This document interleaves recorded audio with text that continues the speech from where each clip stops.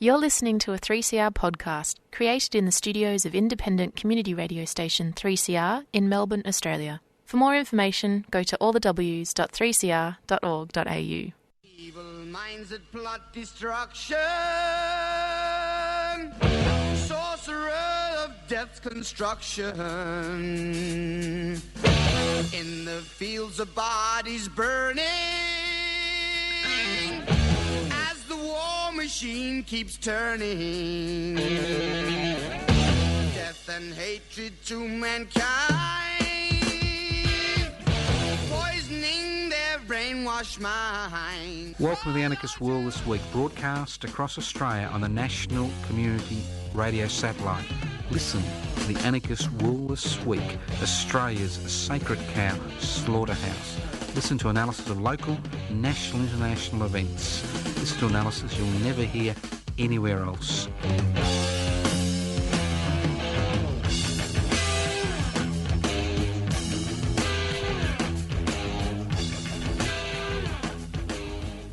Welcome to the Anarchist World This Week, broadcast across Australia via the Community Radio Network. This program is streaming live on 3cr.org.au. That's 3cr.org.au. My name's Joseph Tosco. I'm hosting today's program. You wonder what anarchy is all about? No, it's not what's happening in the world today. An anarchist society is a voluntary, non-hierarchical society based on the creation of political and social structures which are based on equal decision-making power, which are based on equal distribution of wealth. It's a simple concept, anarchos, without rulers. How do you create a society without rulers? You devolve power, you share power, and you share wealth. Look, I'd like to start off the program by extending my sympathies to Ken Mooney and his family. Josephine Ann Mooney died on the 14th of August. She was well known in radical circles, especially in Melbourne, Victoria. She was aged 82. She died of renal failure in the Sunshine Hospital. There was no funeral because of the COVID-19 situation. And I'd like to extend my sympathies to Ken, her husband of many years, their 4 children, 9 grandchildren, one great-grandchild. Ken will be holding a celebration of her life at the Unitarian Peace Memorial Church once the COVID-19 restrictions are removed, which I assume it will be sometime next year, to which all those who knew Josephine are invited to. Josephine was born in 1938, so that's Josephine Ann Mooney, and died on the 14th of August 2020. All right, let's move on. I've been a little bit amazed, and when you're nearly 70, it takes a lot to amaze somebody, especially somebody who's been around as long as I have. But I've been amazed by the levels of cynicism which are developing in the community, especially in the Melbourne region of Victoria, because obviously I'm not familiar with the rest of the country, although we broadcast across the country via the Community Radio Network. And what amazes me is that deep level of cynicism. And I'd just like to remind people that cynicism is the aphrodisiac of those who exercise power. They want us to be cynical. They want us to think that challenging the state is impossible. They want us to think that challenging the current economic situation, challenging the corporate world is impossible. Cynicism is their bread and butter. If you've got a cynical population who believes that change is impossible, then it becomes a passive population. And an anarchist struggle and a democratic struggle, because they're both interlinked, because anarchism is about giving as many people as possible the ability to make decisions concerning their lives. That's what the devolution of power is. That struggle is interlinked. And having a very depressed, not even angry, just depressed, accepting, cynical population really is giving them an ace. It's giving them an ace in a poker game. It's giving them the winning horse in a horse race, because cynicism is the very antithesis of what we stand for. We stand for change. We stand for radical change.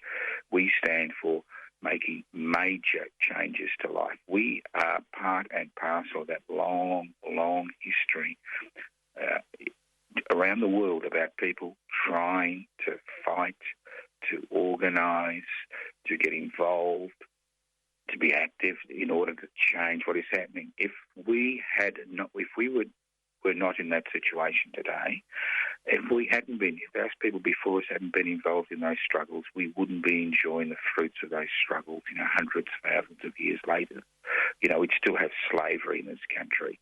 And it just goes on and on and on. So cynicism is the aphrodisiac of those who exercise power. They want you to be cynical. They want you to think that change is impossible. They want you to think that you can't fight City Hall. They want you to think all these things, because once you become cynical, change is impossible. It's having a passive, cynical population is exactly what people who exercise power want. If you can use fear to exercise power, but a much more effective way of exercising power than using fear is using hopelessness, in terms of people thinking that everything is hopeless. And it is not hopeless. If it was hopeless, I wouldn't be wasting my time broadcasting on community radio by the community radio network. I wouldn't be wasting my time. Change is possible. Change will occur. It'll occur irrespective of how cynical people become, because there'll always be small groups of people who are not cynical. Obviously, we're cynical regarding the current situation, but we're not cynical about the possibility for change. And that change is happening around the world as people challenge those who exercise power over them. Sometimes those challenges succeed, sometimes they're derailed, sometimes they fail. But those challenges continue, and they only continue because people are willing to resist. Listen to the Anarchist World This Week, broadcast across Australia by the Community Radio Network.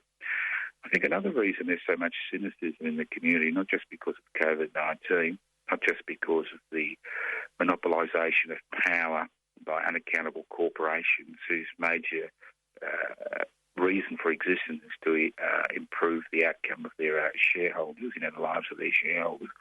I think that this major cynicism, it revolves around the lack of ideas. It seems that reason and logic no longer matter in the 21st century world. You'd think in a world which is connected, a world with Twitter, social media, Facebook, you name it, it's all out there. TikTok, it's all out there. Instant communication, instant information at people's fingertips, instant ability to criticise anybody you like, anytime you like, and the list goes on and on. You'd think that there would be a much more positive outlook. And that positive outlook doesn't exist because we seem to have lost the capacity for logical thinking. I noticed that as I broadcast that the World Health Organization has said that polio has been eradicated from Africa.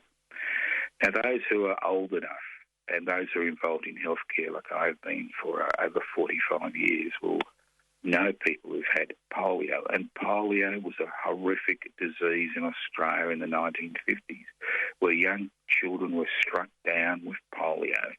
And some died, some went on ventilators for the rest of their lives, some lost the function of their limbs. And obviously there are still survivors of those epidemics in the 1950s. The reason polio has been eradicated is very simple.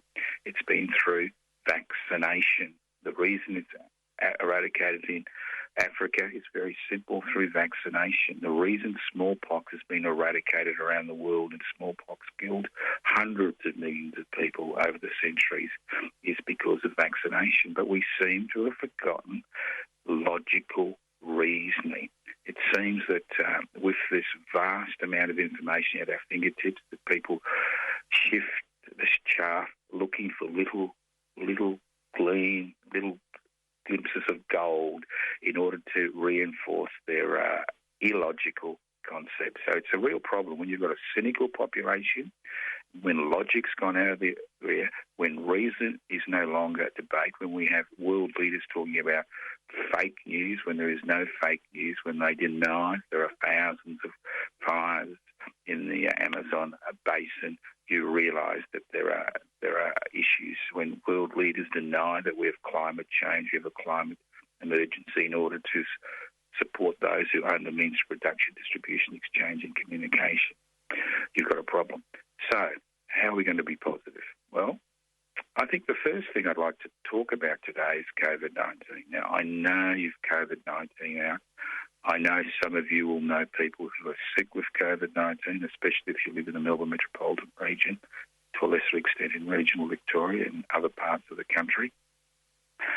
But I think what this pandemic has demonstrated to us is the complete lack of planning regarding the response. And what we've had is a reactive response, which has been about 2 to 3 steps behind the pandemic. And those people keep saying to us, well, it's a 1 in 100-year pandemic. What do you expect us to do? Well, it's not a 1 in 100-year pandemic. Let's not forget that in 2008 we had SARS, and the Middle Eastern Respiratory Syndrome, which was similar to COVID-19, not as effective as COVID-19, but similar to COVID-19 in terms of coming from the same coronavirus family. So we're warned. Now, with increasing population growth, a population of 7.2 billion, with limited resources, with increasing interaction with the non-human world, viruses, bacteria, insects, mammals, reptiles, etc., it's no accident that we're having more and more organisms cross the human-animal barrier, and we've had many examples of organisms crossing the human-animal barrier in the last 50 years.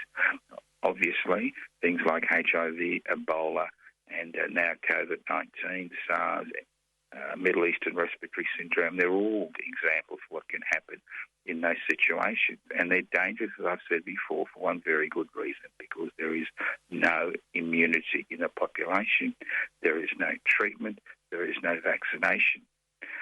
So if we've had all these warnings over the last 15 to 20 years, why haven't governments reacted? And to a large degree, they haven't reacted in any meaningful way as far as Australia is concerned. And look, various governments around the world are doing various things or have done various things. Some have done better than others. But I'd like to concentrate in Australia. And the first thing I think we require, and I'm looking forward, I'm not looking backward, I'm not looking at the situation now, I'm looking forward. I think the first thing we require is a national pandemic resource centre, which is federally funded. That's the first suggestion I'd like to make. Now, most of the suggestions I'm making are not new, but I'm just going to try to collect them into some type of logical argument. So a national pandemic resource centre, which is federally and state funded. Now, this centre would have branches in every state and territory. Currently, although we're a federation of states and territories, it looks like we're 9 independent countries trying to fight this COVID-19 crisis. 6 states, 2 territories and a federal government. It's just ridiculous. No coordination, little communication, although supposedly, there was this emergency meetings they had with the premiers and the Prime Minister, but little communication. Now, the National Pandemic Resource Centre would have a number of responsibilities. One would be to ensure that the public is educated regarding what to do in the event of a new pandemic, what to do. I mean, we're educated in terms of what to do with cyclones and floods and fires. And we've been educated to do this for a long time. And the response to fires, cyclones and floods are usually relatively well coordinated, although there were some difficulties during the fires over Christmas, New Year, January. So that's its first job, would actually be to coordinate a response, but not, first of all, in terms of educating the public what's to be expected, what needs to be done. I think the second thing that we should look at is that we are told that we have a pile of personal protective equipment. Now, even now, in the midst of the COVID-19 crisis in Melbourne, there are still discussions regarding people not having enough personal protective equipment to provide care for people. It's no accident that the amount of COVID-19 is quite high in healthcare workers who are actually providing care for patients with COVID-19. So it would be responsible for that. It would also be responsible for ensuring that we have organisation in place and manufacturing in place and research in place regarding conducting research regarding possible vaccines, that the infrastructure is there for people to go ahead. Today we have, even in Australia, we have 3 or 4 different entities all trying, to develop a vaccine independently of each other, which is crazy in a country like Australia. So some type of national research centre which is there permanently regarding vaccines. I think the third thing we need to remember is that isolation is the key to good health care in a pandemic. Because if you've got no vaccination, if you have no treatment, the only thing you have isolation. Now, Australia, since colonisation began, established quarantine stations at every major port around the country. As people left Europe on ships to come to this country, some people got sick with yellow fever, malaria, smallpox, typhoid, dysentery. And when these ships came to a port in Australia, these people were offloaded into quarantine stations for treatment. Some died, some survived. But the key to stopping the spread of the disease in the rest of the community was quarantining. Now, if there's been one massive failure in terms of treatment, it's how isolation has been implemented in this country since March. Home isolation does not work. Hotel isolation does not work. And most importantly of all, isolating elderly people in nursing homes and not removing them from those aged care facilities when they develop COVID-19 is a recipe for disaster. And it's no accident that the mortality rate is increasing exponentially in Victoria in aged care facilities as I speak. And the reason is very simple, because decisions have been made not to isolate people, but to attempt to isolate them in nursing homes.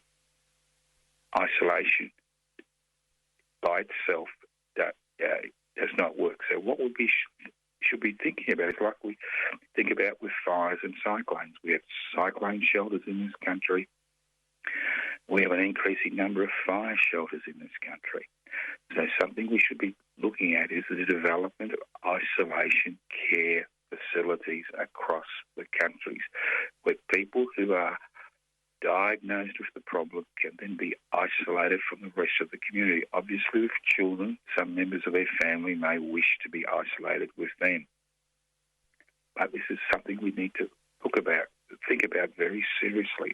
Isolation, isolating centres. I mean, the Chinese had a lot of success in the initial stages of COVID-19 by actually removing people who had COVID-19 from the situation they found themselves in into isolation centres.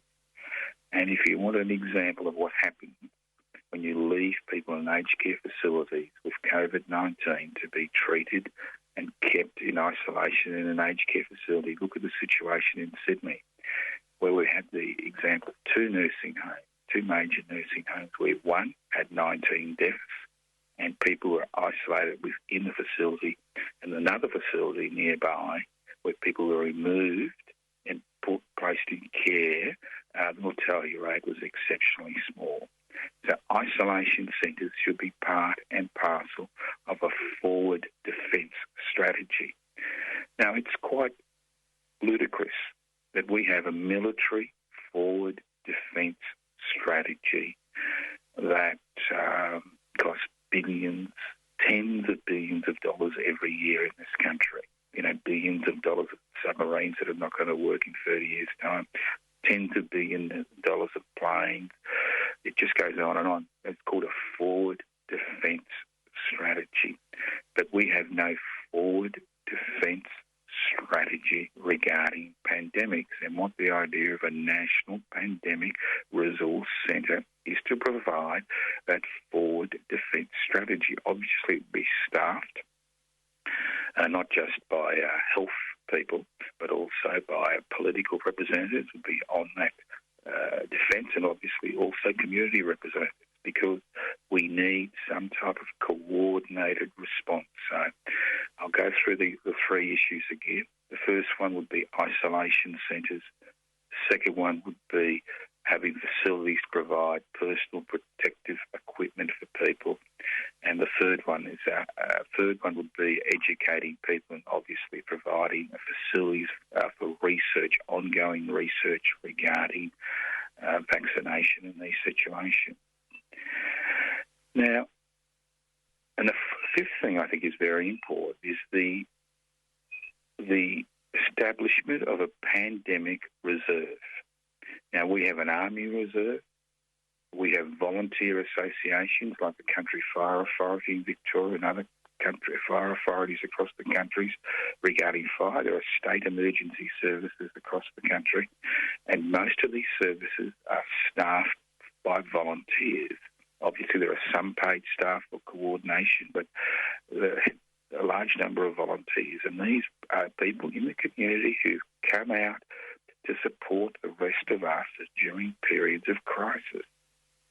And I can't see why we should not have a pandemic reserve, which is waiting and ready to be deployed in these situations, because the lessons of COVID-19 is very simple. If you isolate quickly, you can contain the spread of the disease. You can minimise the economic damage. You can minimise the damage, the health damage to the community and to the community psyche, and the list goes on and on.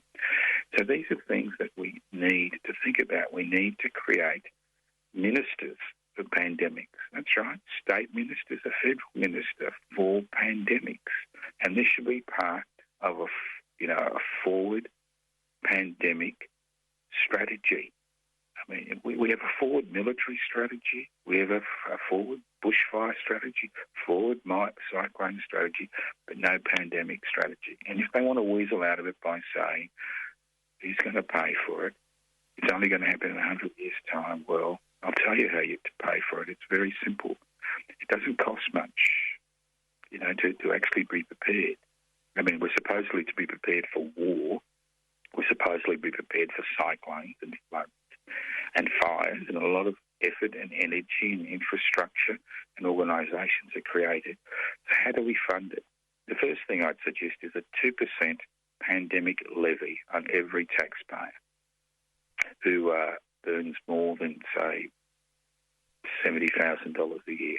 A little bit like the Medicare levy. 2% levy, pandemic.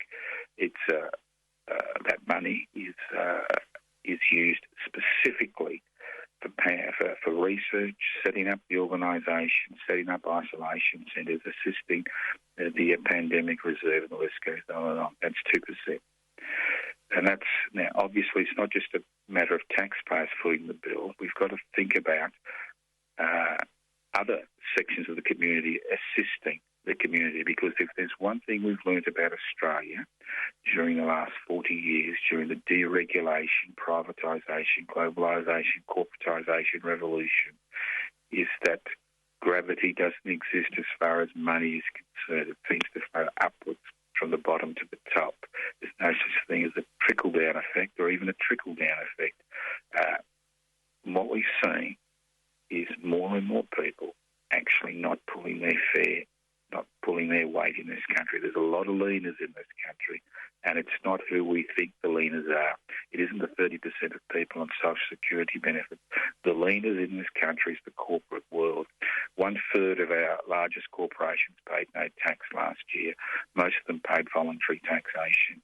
Most financial transactions don't involve taxation. As I said last week, we've heard the business community carry on and carry on and carry on about the need to decrease company tax, have investment allowances, etc., etc. They want business as usual. Because, you see, there's not just a health impact with a pandemic, there's also an economic impact, which we're seeing today in terms of increased unemployment, in terms of billions of people on temporary wage subsidies, called JobKeeper, in terms of shops going bankrupt, in terms of businesses going bankrupt, in terms of people who've built up a business over years, especially small business, being pushed out of business by regulation as far as COVID-19. So it's not just a human cost, there's a huge economic cost. And obviously there's this friction between the human and economic cost. You're listening to the Anarchist World This Week, broadcast across Australia by the Community Radio Network. This program is streaming live on 3cr.org.au. The program is podcast. You can access the podcast by going to 3cr.org.au. Because of the stage 4 lockdown in the Melbourne metropolitan region, I'm not broadcasting from Community Radio 3CR in Melbourne. I'm broadcasting outside the radio station with the assistance of the staff at Community Radio 3CR. Obviously, there'll be technical issues. Obviously, the quality of the broadcast may not be as clear as you'd like it to be, but you can always access it by going to the podcast to 3cr.org.au. And just in case you're listening to this program on a community radio station somewhere around the country, as the Anarchist World This Week is broadcast nationally by the Community Radio Network, let's not forget this is a particularly difficult time for community radio stations. And if you're a regular listener to your local community radio station, this is one time that you can actually support them, give them a ring, email them, offer your support, see if they need any help, because community radio provides information and ideas, usually logical and reasonable, that you won't hear in the corporate-owned media and the government guild at ABC. This is the Anarchist World This Week, broadcast across Australia by the Community Radio Network. This program is podcast. Go to 3cr.org.au. A few sites. You can always leave a message on 0439 395 489. 0439 395 489. I will get back to you. You can write to me at Post Office Box 20, Parkville 3052, Post Office Box 20, Parkville 3052. You can email me at anarchistage@yahoo.com or info@pibc.net. Not too cynical. I think that political change is possible. Can't get involved in extra parliamentary activities. Well, I recommend you look at the Public Interest Before Corporate Interest website, pibci.net. Have a look at our policies. Join Public Interest Before Corporate Interest. You can always download the application form from pibci.net, or you can ring me on 0439 395 489. And I'll send you out some application forms. As I said before, we're trying to get 550 members in the Australian Electoral Roll to register as the federal political party before the next federal election. Now let's get back. A few Facebook. You can go to my personal Facebook page, Joseph Toscano, or Toscano for the public. You can go to Defend and Extend Public Housing, and the list goes on and on. You can also go to our YouTube channel, Public Interest Before Corporate Interest, Public Interest Before Corporate Interest. And I think they're also on Instagram, Pibci, PIBCI-AUS. So there's lots of things you can do, especially during the COVID-19 lockdown, especially if you're living and listening to this program in the Melbourne metropolitan region, regional Victoria, and other parts of Australia. Now let's get back to the economic consequences. Now, disasters cause untold damage to individuals and families and communities in a capitalist society, because in a capitalist society there is really no safety net. A response to a COVID-19 pandemic or any type of pandemic or any type of disaster should be based on the ability of each and every person living in the country having the resources to keep body and soul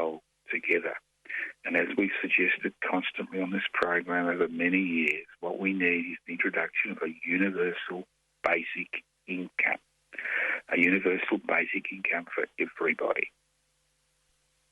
Very simple concept. Universal basic income provides protection against disasters. It also provides protections against the inroads of technology in society, because as we can become, there's more, artificial intelligence, there's less need for human labour. In a capitalist society, the way that labour is regulated is through a wage system or a social security system.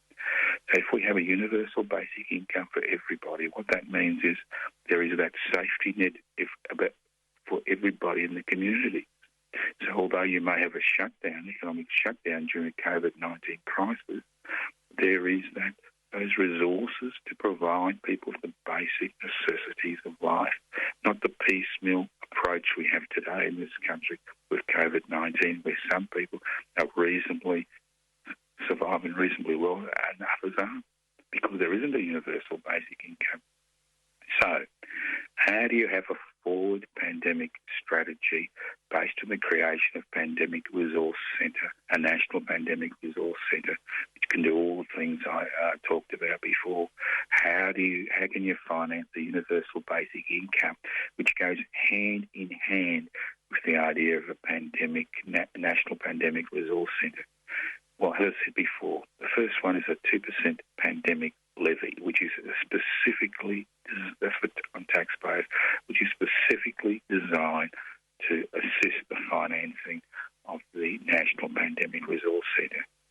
Now, the other measures, which I'll be discussing, are based on the idea of providing the necessary resources for a universal basic income. Now, the first tax, and it's a taxation system, it's about people forcing governments to take the needs of the people they represent. See, what's happened over the last, it's happened for a long time, but especially during the last 40 years, what governments have done is they've got out of the way of business. They've got out of the way of the corporate sector. They said to them, you go for it, you make a profit, give us some taxes, keep people employed, and we'll be happy. And at the same time, they've forgotten that they're there to represent the interests of the people. They're not there just to be the puppets of the corporate and business sector. So if we want a reasonable society where the needs of people are taken care of, especially during a crisis, we need a universal basic income, and we need them to step up to the plate and pay their fair share of tax. So one way would be by the introduction of a 1% stock market turnover tax. The Australian Stock Exchange, it was privatised some time ago. It is a private organisation. It makes profits which it returns to its shareholders. Last financial year, the Australian stock market turned over $1.5 trillion in cash sale. $1.5 trillion. A 1% stock market turnover tax would raise $150 billion, which would go about 30% of the way to providing a universal basic income. The second thing we need to look at is a financial transaction tax. Most large corporations avoid tax, some legally, some via dubious manners. They avoid taxation through having clever accountants who find the chinks in the legislation, and by having parliamentarians in place who support their efforts. So if we have a 1% financial transaction tax, that means the Googles and the Facebooks and the Instagrams and of the world will be forced to pay that tax at the point of sale. Very simple, a 1% transaction tax.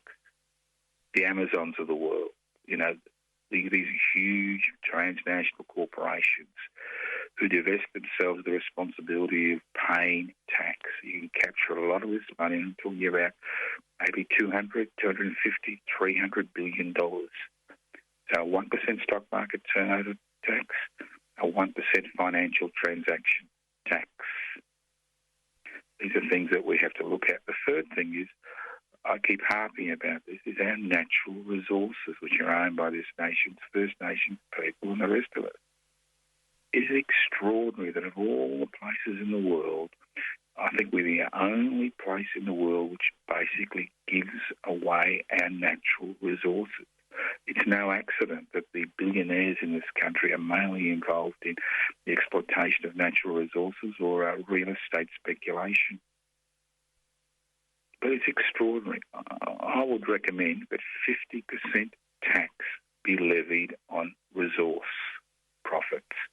Very simple. 50% tax. That would raise billions of dollars, especially as far as iron ore sales are going at the minute. We raise heaps of money, more than enough money to pay for a universal basic income, to pay for a national pandemic resource centre, to pay for a national, fire centre, and the list goes on and on. More than enough resources. But it's a matter of political will. And when I first started the program, people say to me, well, Joe, what's the point? What's the point? There's no point. Nothing will ever change. Every time I hear somebody tell me that, I think to myself, of the efforts of millions, if not tens of millions of people that have come before us, people who are marginalised, ostracised, killed, imprisoned, for having the audacity to say that change is not only needed, but it's possible and it can happen. I mean, cynicism, the very antithesis of cynicism is hope. Hope is as I keep saying, the love child of desire and expectation. The desire for change and the expectation for change. You don't need military forces on every corner. You don't need that in order to keep a population subdued. You keep a population subdued by making them passive, by diverting their interests, by letting them think that change is impossible. And while, as a community, we think in this manner, change will be impossible. And that's why, as I said, I've been involved for a number of years now with public interest before corporate interest, because there are many ways of introducing change, especially in a social democracy, many ways of introducing change. Because change isn't just about revolution. Revolution is an interesting concept. But unless you have organisation on the ground, usually it's the men and the women with the guns that actually control what happens. And we've seen revolution after revolution fail. A few have succeeded, many have failed, as we've seen the people who eventually capture power during that power vacuum tend to be those that have got the military force to capture that power. So there's many ways of actually struggling. There's direct action, extra-parliamentary direct action, and we see that all the time. We see that through protests. We see that through occupation and campaign. There's also electoral campaign. Now, I'm not stupid enough to think that Parliament will change things radically. But what we need to be able to do is capture people's imagination in terms of being able to change society. And we're not going to capture people's imagination by thinking that change is impossible. We need to capture people's imagination that change is not only needed, but it's possible and it can happen today, not tomorrow. So these are different ways of approaching the problem, and it takes a different mindset. We are not marching to their drumbeat. We are creating our own drumbeat. And our drumbeat is based on the concept of creating a society without rulers, a society where you share power and you share wealth in order to provide the basic necessities for each and every one in a community, not just a minority.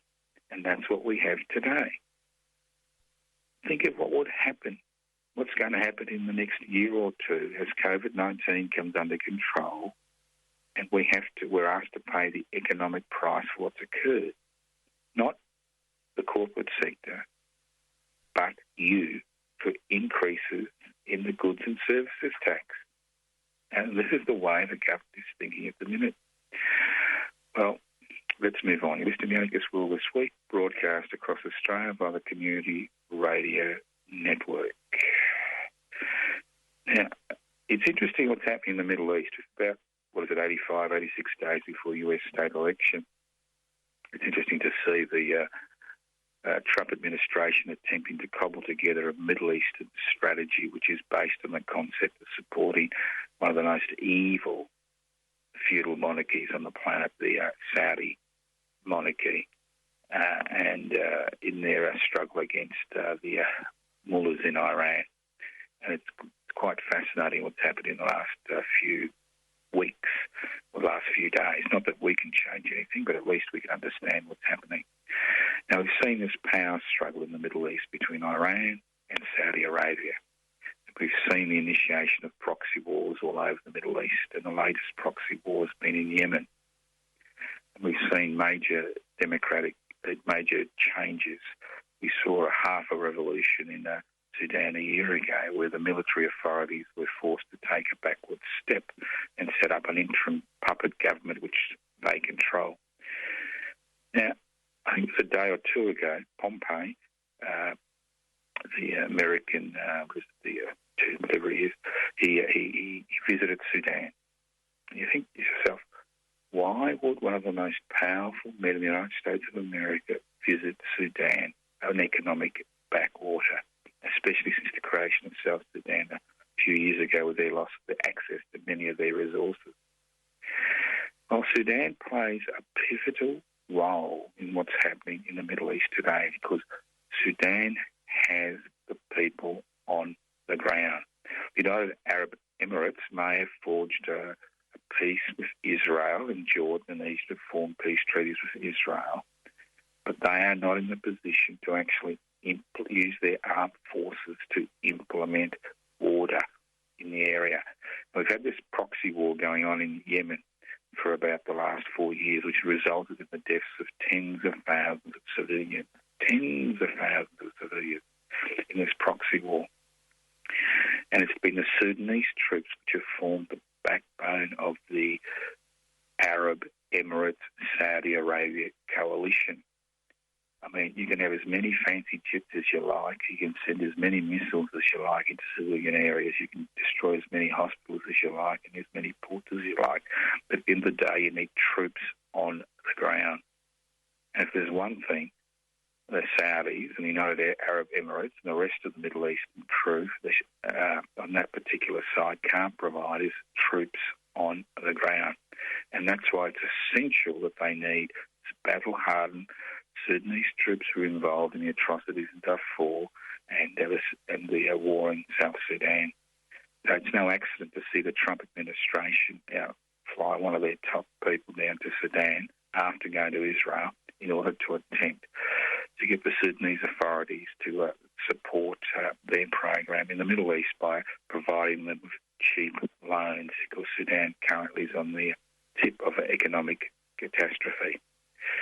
I mean, I think it's important that we understand what's happening around the world because of the impact it has on us, because COVID-19 or no COVID-19, life does go on. You listen to the Anarchist World This Week, broadcast across Australia by the Community Radio Network. Foreign investment. Today is the first time since the 1970s that there's been more Australian money going overseas, investing in overseas projects that are being invested in the country. And it's no accident that this is happening, because we are in the midst of a capital strike in this country. I don't think people have noticed it because of the COVID-19 crisis, but there is a capital strike going on in this country. Transnational and multinational corporations are exploiting our resources, providing services, and then divesting their profits overseas without paying taxation, moving their profits overseas and investing them in countries for which they can get a better return because the governments are much weaker and demand less from them. So we've seen investment flow, money flow out of the country by corporations who are making their money by exploiting resources in this country, whether it's iron ore, whether it's gas, whether it's bauxite, whether it's uranium, whether it's rare earths, whether it's sand, minerals, and the list goes on, gold, silver, bauxite, gemstones, diamonds, and the list goes on. These are all resources which are extracted from the ground. And the resource sector has been making extraordinary profits, apart from the coal sector, which is basically slowly dying out. But they are making extraordinary profits. But instead of investing money in this country, it's been invested overseas. And we've seen these superannuation funds, especially the industry-based superannuation funds, investing money in this country in order to maintain jobs. So why should corporations which make profits by exploiting resources in this country, whether it's in the agribusiness sector or the resource sector or the tourist sector, why should they be allowed to reinvest their money overseas? Another package of legislation that we should be looking at in a hurry is legislation which restricts corporations from investing, say, 50%. 50% of their profits, they should be reinvested in this country. And that would create huge amount of employment. 50%. At the same time, we should also be thinking about creating a third tier to the Australian economy, because currently we have a public sector and a private sector. We have a minuscule cooperative and collective sector. Isn't it time that the government provided seeding funding to cooperatives and collectives in order to create a third arm of the economy, an arm which is based on creating work and providing services to the community? Cooperatives and people in cooperatives and collectives don't get rich, but they at least have a sustainable work, and at least they're providing services. So we should be looking at that area, diversifying the economy, not just, providing money to the private sector to continue on its merry way to make profits which are invested overseas. So there are many things. Now, I can hear you say, Joe, you're living in La La Land. Why would any government do this? Because governments are basically the hand servants, the man servants and the handmaidens of the corporate sector. Well, governments are that today because we have allowed that to occur. And those people who think governments in this country have no power need to think again. They have the power to create curfews. They have the power to restrict your movements. They have the power to determine how you live. They have the power to stop you moving if you're in the Melbourne region 5 kilometres from your home. They have the power to levy taxation. They have the power to use the courts and the police and the armed forces to contain any liberties you may have. They have the power to outlaw strikes in this country. It is illegal to withdraw your labour outside an enterprise bargaining agreement period. They have the power to detain you indefinitely because you may have information that may assist them in their investigations. They have the power to force you to speak in a star chamber if you're a member of the CFM MEU. They have extraordinary powers. They have the powers to close borders. They have the powers to regulate who crosses the border and how they cross the border. I mean, I work in the Melbourne metropolitan region and I need a permit. That's right, a permit, which is checked by police or members of the armed forces. So they have extraordinary powers. So they've got all these extraordinary powers to limit individual rights and liberties. They've also got the legislative power to limit the corporate sector. But it's a matter of fear. Who do they fear most? Do they fear most the corporate world, or do they fear most the people they represent. Currently, because of the levels of cynicism in the community and the levels of passivity, they have no fear of the Australian population, none whatsoever. They're more concerned about the investment strike, which the corporate sector has slowly been involved in. They're more concerned about that. And the fact is, while we remain passive, nothing will change. And if there's one lesson you should take from this week's Anarchist World this week is that passivity is death. Passivity is death. Cynicism without hope is death. And while we have a passive, cynical population that is whose attention is drawn to the trivia, who's involved in, who dismisses logic and reason, then we have huge issues in this country because the ability for change will be impossible. I'm not saying change is impossible. Change is always possible, but to a significant degree, it depends on the ability of people to resist. If you don't resist, nothing changes. And resisting the extra parliament, and when you resist, it's not just a matter of resisting the extra parliamentary theatre.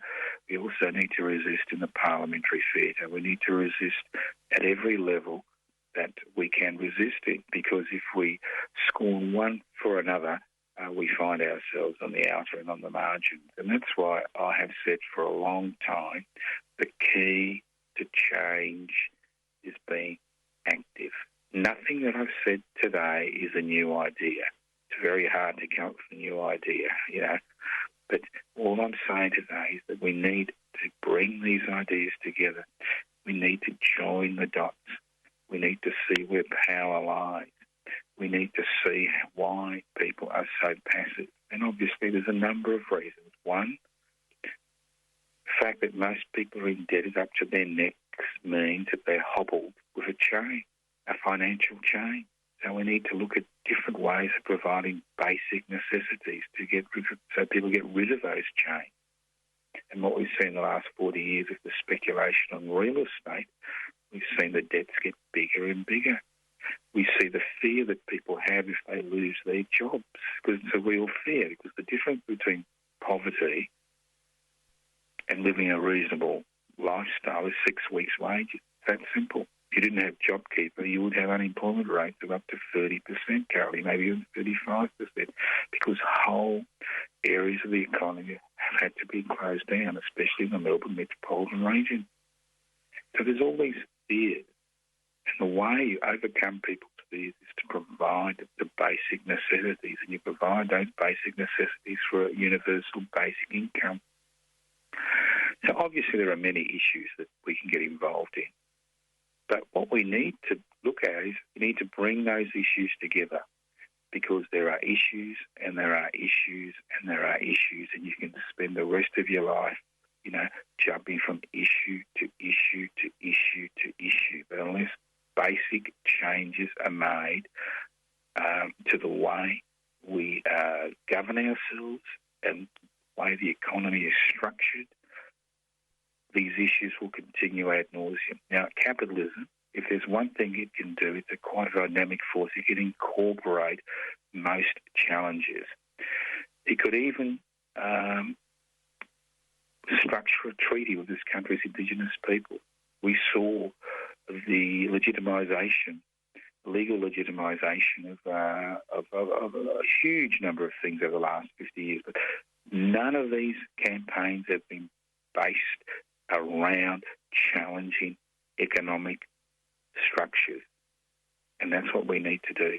Listen to the Anarchist World this week, broadcast across Australia by the Community Radio Network. My name's Joseph Toscano. I've been hosting this program. You can write to me at Post Office Box 20, Parkville 3052. Email me at info@pipsy.net or anarchistage@yahoo.com. Go to the website anarchistmedia.org or pipsy.net. Download the application form. Facebook pages, Joseph Toscano for the Public Defending Extend Public Housing, everybody's business. YouTube channel, Public Interest Before Corporate Interest. Instagram's Pipsy, PIBCI. AUS. Thank you once again for listening to the Anarchist World this week on your local community station, courtesy of Community Radio Network. This program has been streaming live on 3cr.org.au. Listen to the Anarchist World this week on your local community radio station next week. Evil minds that plot destruction, sorcerer of death's construction. An analysis you'll never hear anywhere else. Anarchist World this week. Australia's sacred cow slaughterhouse. 10 a.m. every Wednesday. Listen to the Anarchist World this week for an up-to-date analysis of local, national and international events. Poisoning their brainwashed minds. Oh, Lord, yeah.